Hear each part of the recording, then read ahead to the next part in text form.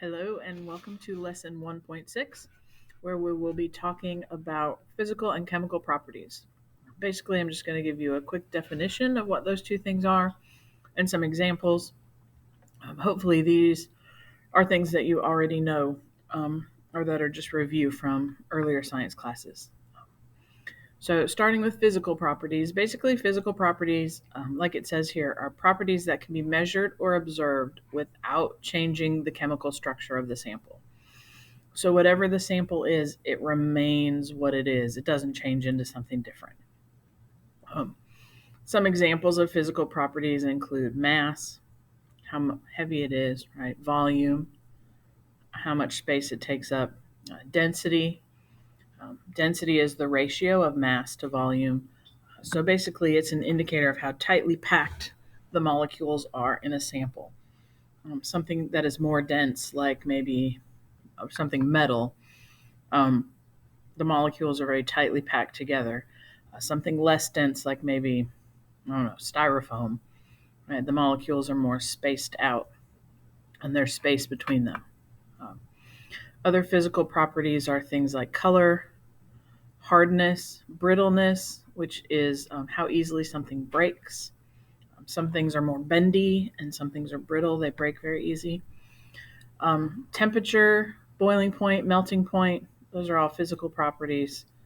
Uh, if it conducts electricity or not, that's a physical property. The fact that it conducts electricity doesn't change what it is. Right?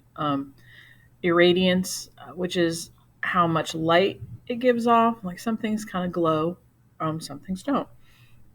Um, some other physical properties are, I wish I could, oh, I can't move this picture of me. Anyway, ductility, if something is ductile, it can be stretched into a thin wire. So these are things that are used for like electrical wires, things of that nature. And then fluidity, its ability to flow. Um, Mercury is a good example of that. It's kind of fluid and it flows. So those are some examples of physical properties. Things like taking a piece of paper and ripping it in half, right? Um, that's a physical property. When we talk about chemical properties, however, chemical properties are those things we can observe during a reaction or right after a reaction. And basically, what happens is they change the material into something different, right? So, like it says here, chemical properties can't be examined without reacting the sample in some way and observing what happens during the reaction.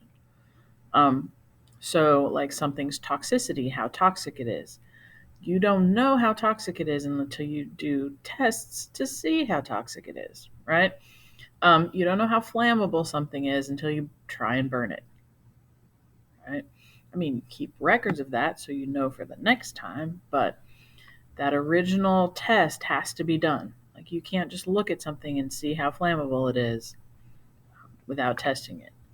And then also heat of combustion, that's a chemical property, right? So the amount of energy that's released when it is burned.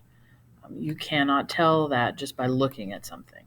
You actually have to test it.